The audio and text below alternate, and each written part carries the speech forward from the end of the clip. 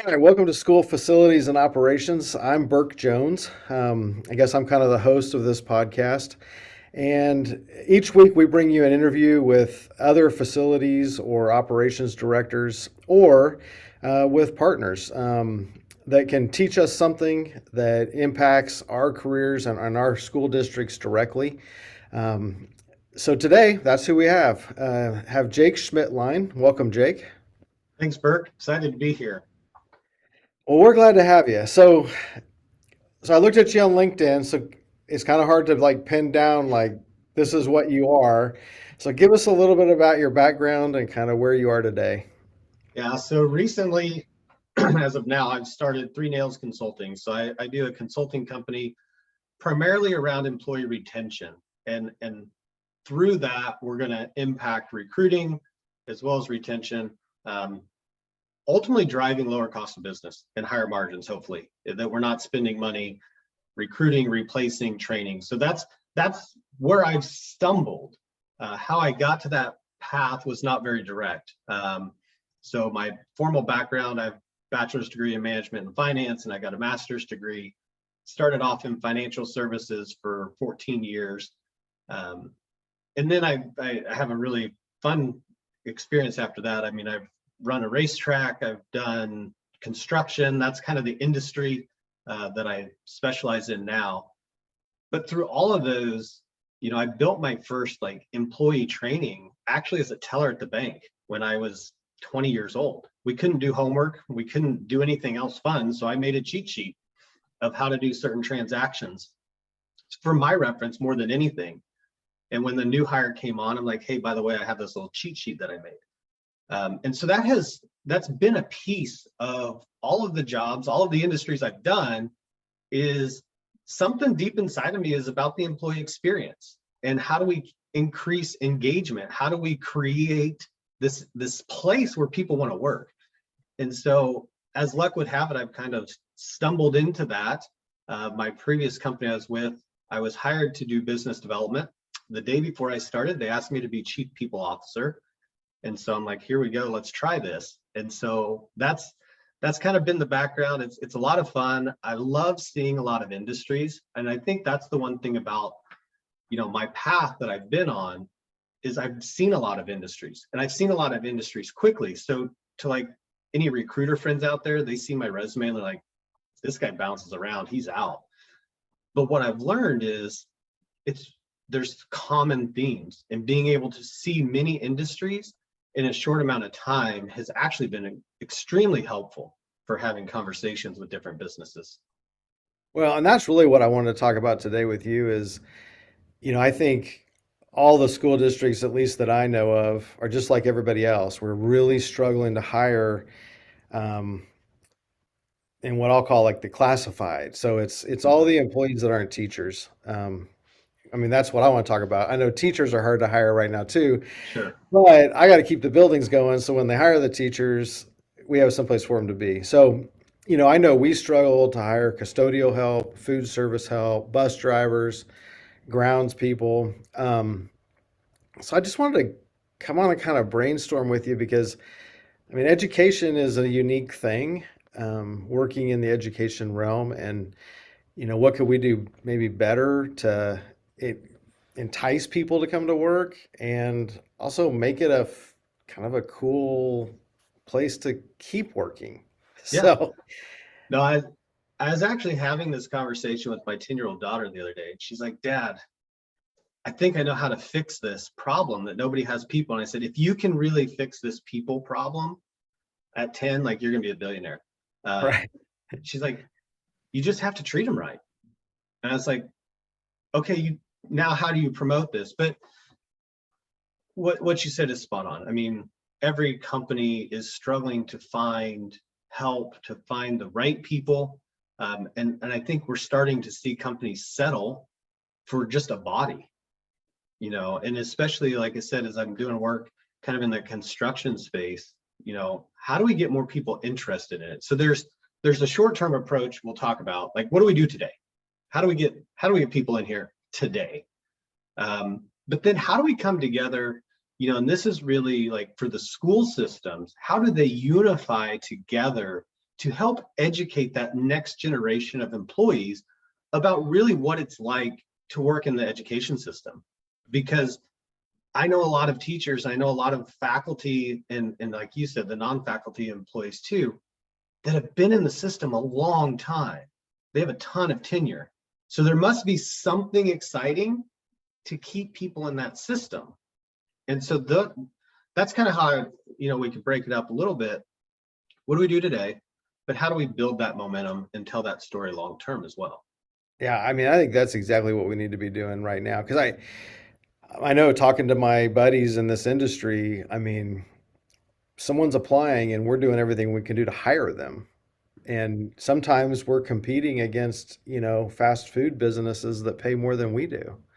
Right. Um, so yeah, let's look at that. Like, what should we be doing today? And then like, how can we begin to develop that story that keeps people here longer and that maybe they even then start telling that story to their friends and their family and everything else. So, Well, let's get the pay thing out of the way to begin with, right? Because if everything was about pay, then I was thinking of accountants the other day. Like there's a lot of people that are accountants or do accounting type work for nonprofits that make way less money than if they were to go in the for-profit world. right. Okay, so it must not be about pay. Like not everything is always about pay. And I think that's the thing that we forget about is they're doing the same type of work. I mean, they're paying accounts receivable, sending out checks, whatever the accounting stuff is. I'm not a glorified accountant, but the work they do is the same. So there's got to be something else, because why would you do the same work for less money? Right. And so, there's one thing that I've been talking with companies about is, unfortunately, I think we commoditize employment with us. And so when employment with our organization, when we talk about it the same way as everybody else, when we only promote the same benefits that everybody else is promoting, and we don't tell the real value behind employment with our organization, the only thing that the employee has left to differentiate an employer is pay. So let's get that off the table first, that we see a lot of businesses, there's a huge variety of pay scales for similar type work. So while we can't always pay the highest wage, I'm here saying you don't have to, because and we see that. Yeah, I think that's absolutely true. Um, because I believe that a lot of these people want to work a fair day's work, give a fair day's work for a fair day's wage. Doesn't have to be the most in the industry, to make that happen. But they also want to see a career path. I try to look at, what keeps one of our head custodians that's say been here for 10 or 15 years, like what's different about them than these people that come in and out, they're here for 3 months and they're out. Was the training different back then? What was it? And I honestly think that it really comes down to like more than what they were getting paid for. Like they saw a mission here that was bigger, that even as a custodian or a food service person or a bus driver that they contributed to. And I've heard them say it. Like I've heard our head Right. custodian say, what's the best part of your job? And they're like, the kids. Like I'm the only person that doesn't discipline them or teach them in a building. Like we have a different relationship with those kids than the teachers and the principals. And I'm that kind of stuff really excites me when employees start talking like that. Well, it does. And then I think that what you're saying is it's an alignment of values. The values of that individual that's been there for 10 or 15 years align with the school's values. Right. And I know I'm a millennial, so we get bad raps that we're all soft and fluffy. I'm not very soft and fluffy.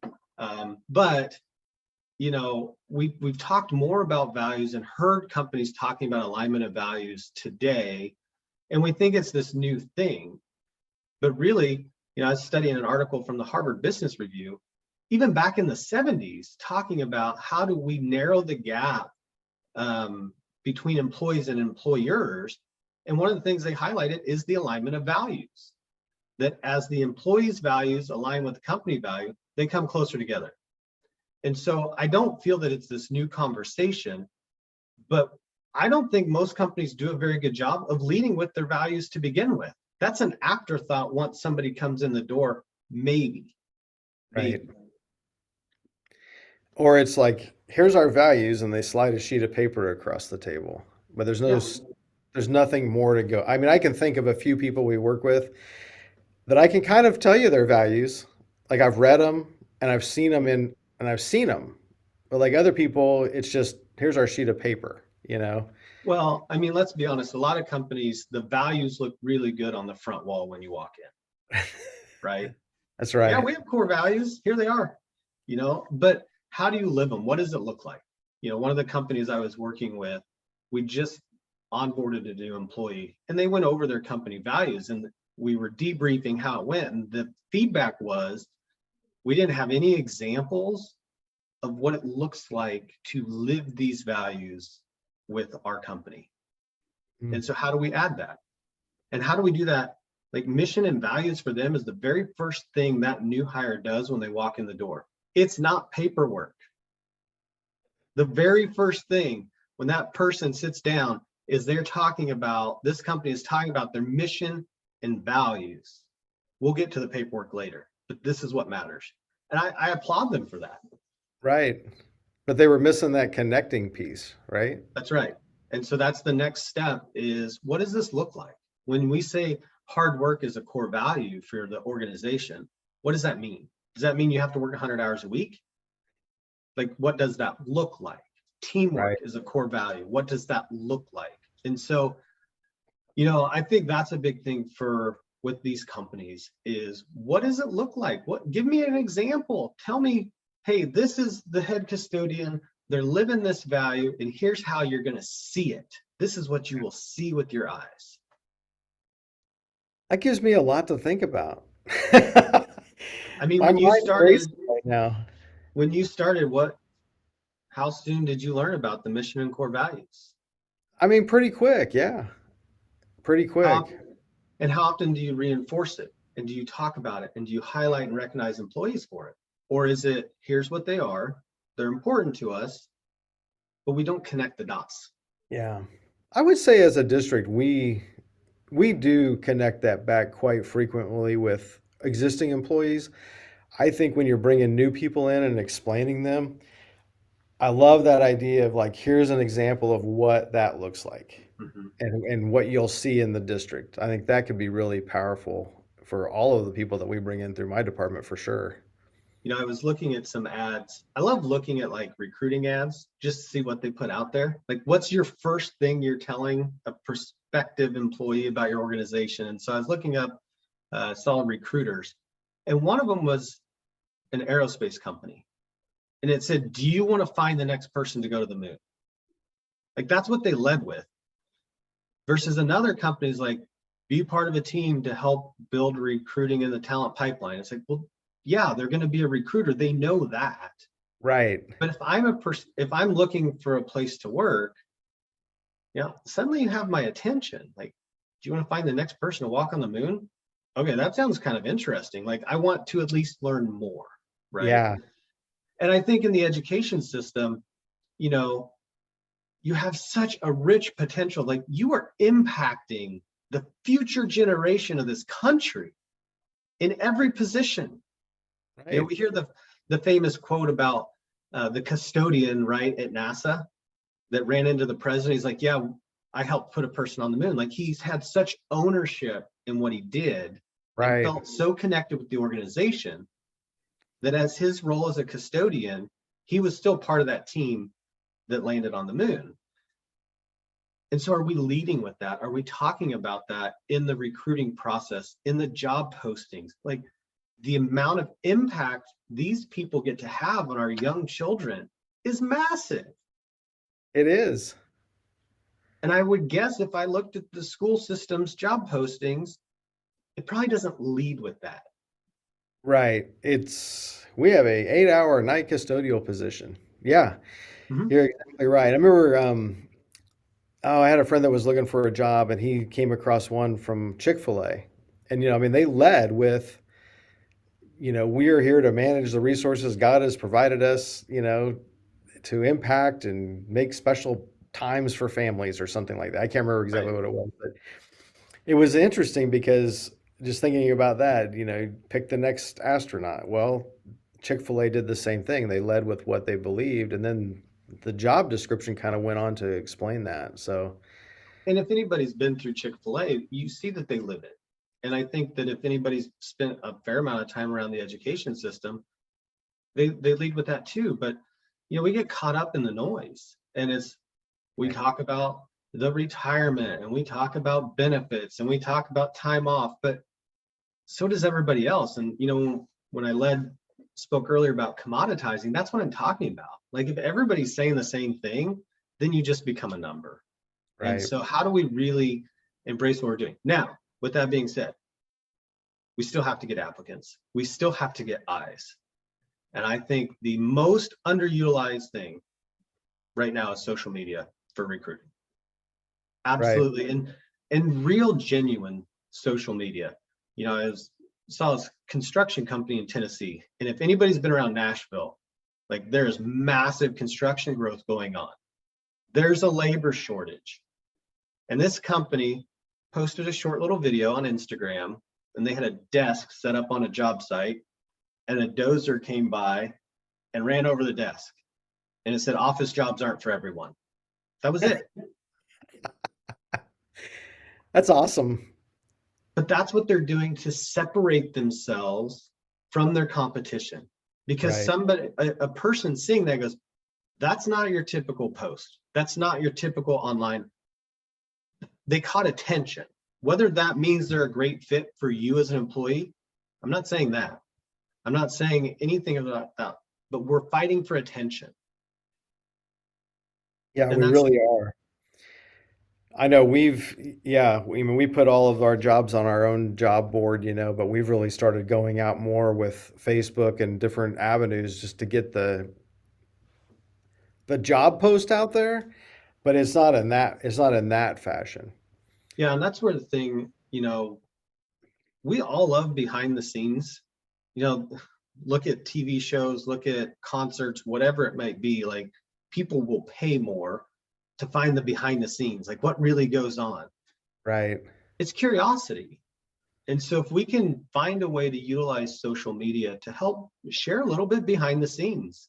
My kids love zoos. And so we watched like on Animal Planet or whatever, all these like the Bronx Zoo and the aquarium in Atlanta, like because you get to go behind the scenes and see what really goes on in those organizations.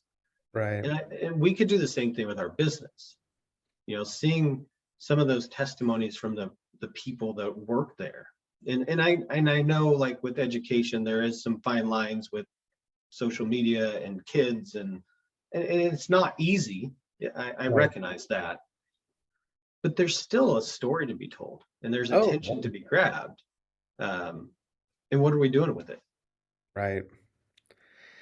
Now that's an interesting thought process because yeah, I don't see any schools doing any videos or here's a custodian talking about how they impact this building every night and how that translates into keeping kids healthy and Yeah, in school. Um, that could be really interesting to see what that does. yeah. And so I think that's the short term is we have to recognize we're fighting for attention. We have to recognize that it's not always about money. But if we're not talking about our values, if we're not talking about our mission, if we're not talking about impact, then it becomes money. And so those are a lot of the pieces in that short term. Now, long term, I spent a fair amount of time in sales and marketing in my professional career, and we're always studying net promoter score, which net promoter score is how likely are you to recommend us a product or a service. And so a lot of businesses, that's kind of the golden rule, the benchmark is studying their net promoter score of how likely are you to recommend us. And they use that to drive their business, right? Making legitimate business decisions from it. I wonder what would happen if we created a net promoter score for employment with our organization. How likely are you, Burke, to recommend employment with the Derby school system? Right. And That would that be to me the is, interesting question to find out. I think so, because when you have a good experience with something, we want to tell it. You know, if you Right. go to a restaurant for the first time and you have a good experience, you're going to tell people about it. You go to a gym, you have a great experience. Like anytime we have that kind of good first experience, we're going to talk about it. Or the flip side is, you know, you're at the local bar on a Friday night, everybody just got done with work, and it's like, oh my gosh, I had a week. Like, I hate this job. Like, do you have detractors on staff? Right. You know, and so what are we doing for our existing employees to make them promoters of our company, make them promoters of our business? And how do we implement, whether it's the benefits, the training, the systems, the resources, to increase employee engagement within our organization, to move more of them to be that promoter, that when they're sitting there on that Friday night and somebody's complaining, they go, man, you should come work with us. This place is amazing. Let me tell Right. you why. Yeah. Yeah. I think that's definitely the solution. It's just getting there. It's definitely the long-term play. Uh-huh. It's definitely a long-term play of getting, I mean, it's going to take time, years, to get those employees to tell the story. But if they don't understand the importance of it, if we're not talking about it, they Right. don't know. Right. That They is don't know. true. They don't know because they've never sat on this side of the table wondering where the people are going Right. to come from. Yeah. Yep. So how do you think companies, and this is for school districts too, is like, how do you think we're going to eventually deal with all of the warm bodies that people are hiring? Like, will it just work itself out in attrition? I mean, there's a certain portion of those people that are going to be rock stars, Yeah. you know? So I think it'll be interesting to see as the market tightens, are people going to, I'm sure they'll be the first ones cut or whatever, but talking about businesses outside of school districts. Yeah. I think that, you know, we've seen history repeats itself. Everything comes back to kind of ground zero eventually. Right. But we're in way different times than we've ever been. Like everybody knows that. Um, there's more and more companies out there looking for help. This is just such a massive issue. I don't know that it will reset like it has in the past. Um, I think that core businesses are going to have an opportunity to say, hey, we're here. And as people continue to deal with all of this uncertainty and influx in the world, I think that's a great story, especially for a school system, is we offer you some stability. We're Right. going to offer you some peace of mind that you're not getting in the world. I mean, look, Twitter just laid off how many employees, Yeah. boom, overnight, and so at some point, people are going to want some stability. And so I think if you can offer that, you can talk about, again, back to this recruiting thing, like, are we talking and using those words? Like, are you looking for some stability in life? Are you looking for, a little less chaos or uncertainty? Right. We can provide that. Now, custodian in the lunchroom, there's chaos. I've been there. I volunteered at the kids' school last week. But, I think in a general sense, and you have to have some short-term initiatives going on right now just to cover the gaps. We have businesses to run, you have schools to maintain, and so I was joking, there was one company that was doing scheduling, and so I was helping them with their scheduling software, and they created an employee that was somebody, and they created another employee that was called anybody, because as they're doing their work, like, they don't have enough employees for all the work that they need to do. And so, like, that's their trigger. It's like, for this particular job, as a construction company, for this particular job, we just need anybody. Like, I need a body. Right. Anybody will do. Like, who's available? um, this particular job, I need at least these skill sets. I need somebody. Like, it just can't be anybody. But they're getting creative, and just so as they're scheduling and forecasting out work, it's like, here's our gaps. Who do we fill them with? Somebody or anybody, Yeah, that's good. Um, That's funny. So we'll see that. I do think that there is just this, and maybe it's because I'm close to construction industry that I'm hearing it, but I feel like there's a lot more conversations being had about non-college degree work and the types of careers that exist within them, the type of financial freedom that can be found in it, the type of life that you can create, like going into this line that hasn't been done before. You know, both of my daughters want to be teachers. And so we were looking at, Dave Ramsey had the list of the top 5 professions that deliver the most millionaires. And teachers is on that list. Really? And we know it's not because of the money they made, but it's because of the discipline and everything else that goes along with it. But the point being, it's not about the salary. And it's what you do with it. But we're seeing, again, just even that in conversations, like, you want to be a millionaire? Teachers can be that.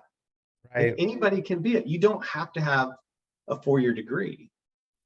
And I kind of, the group you're running with is starting to talk about, have those conversations, because there's a district nearby here in Kansas, and they have a signing day for people that are going to trade schools, just like they have a signing day for their athletes or for very prestigious colleges or whatever, because I think people are beginning to understand that there's a lot of ways to have a very good lifestyle, especially when you like what you're doing, and then you can be well paid to do a lot of these trades with no debt. yeah, You know? no, I worked for a construction dealer and we recruited a lot of technicians, and we did technician signing days. You know, we made Yeah. a big deal of it because it's important. But the other conversation that's happening is people are starting to talk more about, like, living with purpose and doing something that matters and makes a difference. And that bodes really well for the school system. Oh, yeah. As you mentioned, there's a purpose. There is such a greater purpose that all of these roles provide. And the more that we talk about that as a society, I think it's going to open some eyes of, like, well, I want to have a purposeful job. I want to have a purpose-filled life. How can I do that? I love kids. I want to help make a difference. Oh, I never thought about working in a school.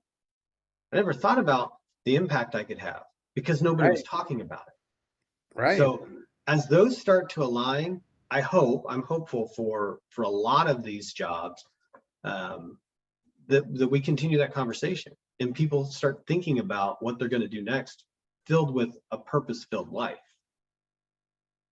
Yeah, I mean, I'll tell you, you talk about purpose. I think a big, huge, unexpected joy that I've had in this position after 3 years is I never expected the purpose to come through as important as it does for me. Like, I Yeah. love walking through schools and seeing these kids in heated, air conditioned, clean facilities that we provide, but it's so fun Yeah. to see them in the buildings that we maintain, um, and see how we can directly impact that learning. When I Um, think even, I think of facilities like the work that goes on over summer, maybe it's installing new technology, new whatever, and then to get to see how it's impacting the learning for the kids, or that new playground equipment or whatever it might be. It's like, man, that's really cool to yeah, see that.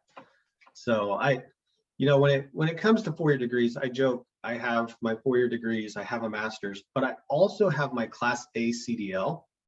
And I hang on to it because that Class A CDL is worth so much more money tomorrow than my master's degree.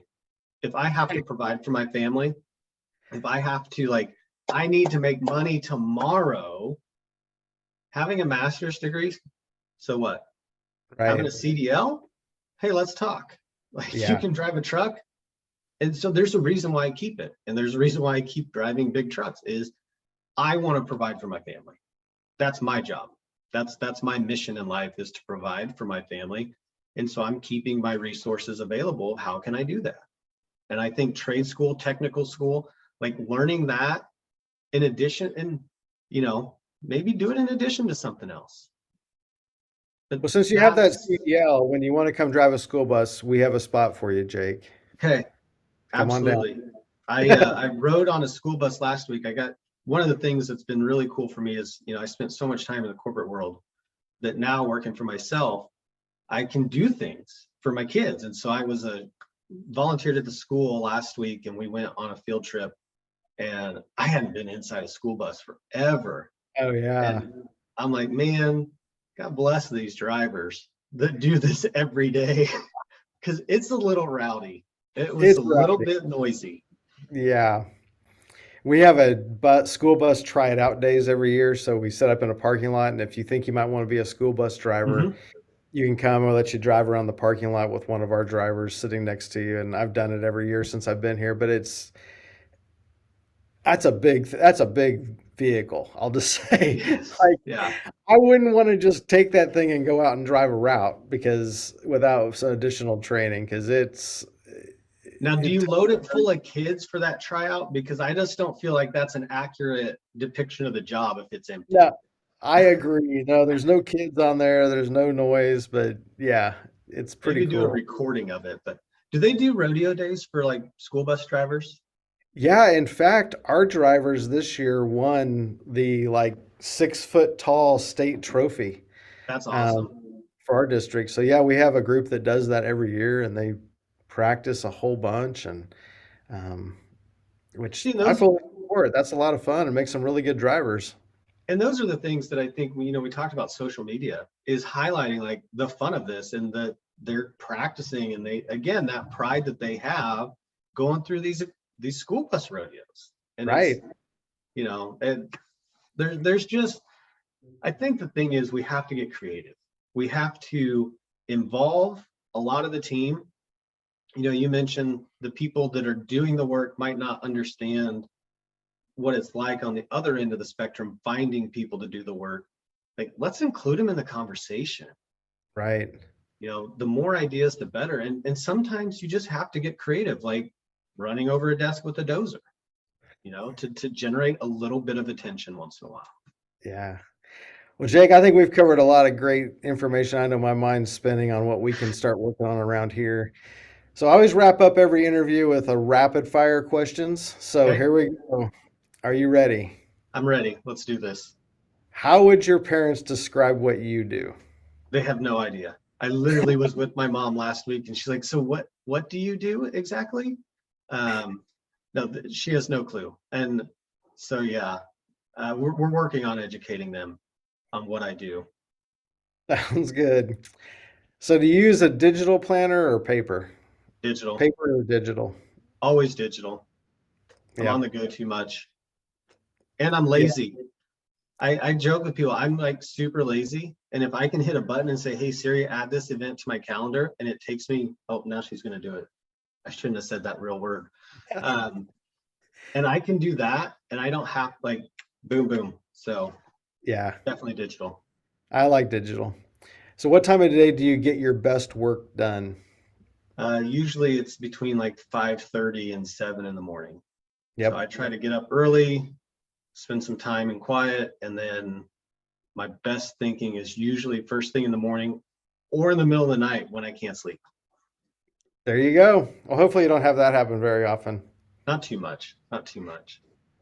Jake, man, I really appreciate you being with us today. Um, it was some good conversation. And how could people get a hold of you if they wanted to reach out? Yeah, so probably LinkedIn's the easiest way. Just Jacob Schmidtlein on LinkedIn. You can see, as you mentioned, all the different things I'm involved with or companies I'm doing. But that would be the best. Or I keep my Facebook, my Instagram, that's like for me personally. So LinkedIn for the business side. Sounds good. Well, thanks again, Jake. Really appreciate you having you here today. And I know I think everybody will get a lot out of what we've talked about. No, thank you. I look forward to looking for your job postings and following you on social to see what you guys do with it.